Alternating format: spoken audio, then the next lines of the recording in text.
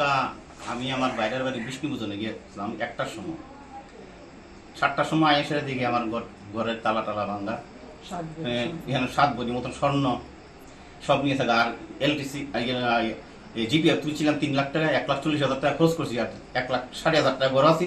টাকা দিয়ে নিল আর স্বর্ণটা লইয়া গেছে চলে। তালা ভেঙ্গিয়া ছানাদা ভেঙ্গে আইসে পিছাদা গেছে এই 6 ঘন্টার ভিতরে, 1টার থেকে 7টার ভিতরে।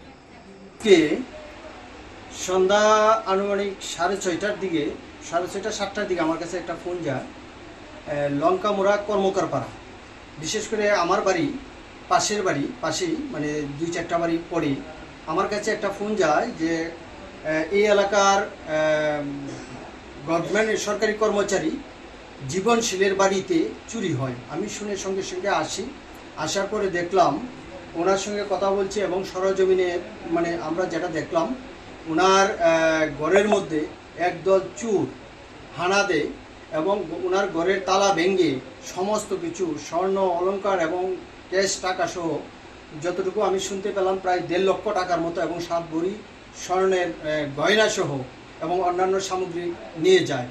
তখন তৎক্ষণাৎ আমি আমাদের যে রামনগর পুলিশ ফাঁড়িতে খবর দিয়ে ওসি সাহেবের সঙ্গে কথা বলি।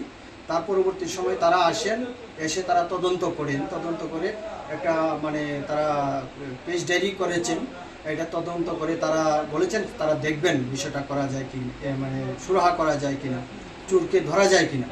কিন্তু আমার প্রশ্ন, আমরা এতদিন শুনে আসছি আগরতলা শহরের মধ্যে চুরি হতো, ঘন ঘন চুরি হচ্ছে, কিন্তু এখন আমাদের গ্রাম অঞ্চলে বিশেষ করে আমরা এই জিনিসটা লক্ষ্য করতে পারছি। আমরা ভাবতে পারছি না যে এখন গ্রামের মধ্যেও সেই চোরের দল দিনের বেলা হানা দিচ্ছেন।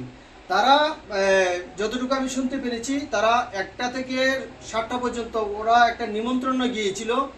নিমন্ত্রণ থেকে বাড়িতে ফিরে এসে সেই যে বাড়ির যে অভিভাবক অনুপস্থিতির সুযোগ নিয়ে এই ঘটনাটা ঘটিয়েছেন।